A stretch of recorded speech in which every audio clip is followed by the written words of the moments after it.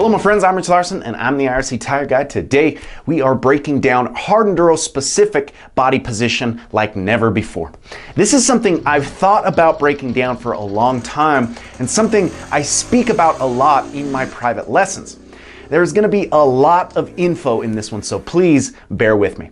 There are hundreds of proper body position videos and explanations out there. In most of these videos, we hear a similar repetition of the same tips to finding that proper moto body position. We hear terms like unlocked hips, attack position, hinging at the center of the body, strong core, hips before knees. These are all relevant terms, very important terms. They're the basis of motocross, single track, desert, and even hard enduro. Basically any type of off-road riding discipline. I teach these fundamentals, but all of those terms have one thing in common.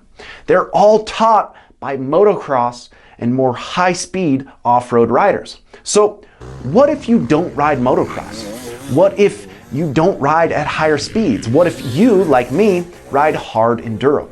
Are those terms still relevant? The answer is 100% they are, but something I feel isn't explained enough is when and where do we use this attack body position. What I commonly see is riders approaching certain hard enduro specific scenarios in that same attack position that would be required for a motocross track. Because we have so much talk about this hips back positioning on the motorcycle from off-road and motocross riders, I'm seeing a lot of riders staying in that position all the time, which is not only unnecessary, it's somewhat incorrect. I've had a lot of riders hit me up about attack position specifically. Some will even send me videos of their body position while riding. The majority of these riders are usually proper in their form. They're in that correct attack position, but the common question I get from these riders is, why do I feel more tired in this position? Why do I seem to get arm pump quicker while riding like this? Well, the simple answer is, you don't need to be in this position all the time. This specific position is necessary when it's necessary. All you're ever doing on a motorcycle is adjusting your body position in relation to what your machine is doing. Extremely simplified, the front end comes up, you move your weight in your hips forward. The front end goes down, you move the weight in your hips back. You are a counterbalance to your machine. Again, that is extremely simplified. We didn't mention initiating or even predetermining through experience the direction your machine will be moving and using your body weight's momentum to counteract your machine preemptively. And we'll get to that in another episode. But the point is, the more extreme the direction your motorcycle moves, the more extreme you must move. Well, with that same logic, if you compare the elevation change of even the most mountainous motocross track, it would be nowhere near a true hard enduro. It's all relative, but a motocross track is flat compared to Romaniacs. So why would we use the same techniques?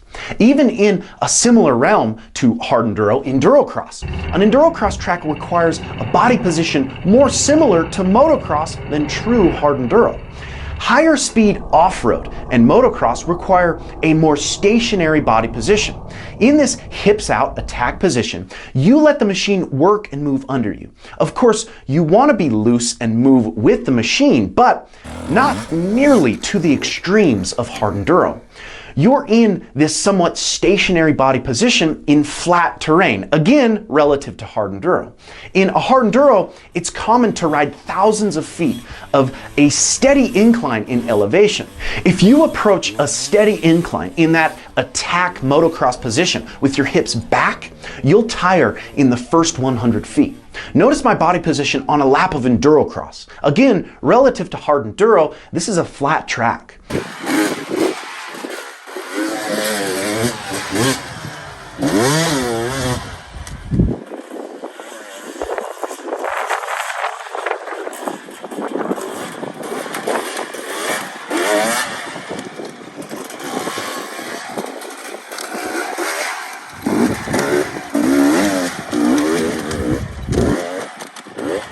My hips are out, I'm attacking, reacting to the movement of the bike under me. My hips are where I take action, again, almost preemptively in the movement of my machine. Very similar to a motocross body position. Now compare that to a steady incline hard enduro riverbed. Now, I'm still hinging at my hips, trying to preemptively counter what my machine is doing, but my weight is much further forward. I'm just inches off the seat, pushing down through the pegs on the balls of my feet. Similar to a proper hard enduro hill climb technique.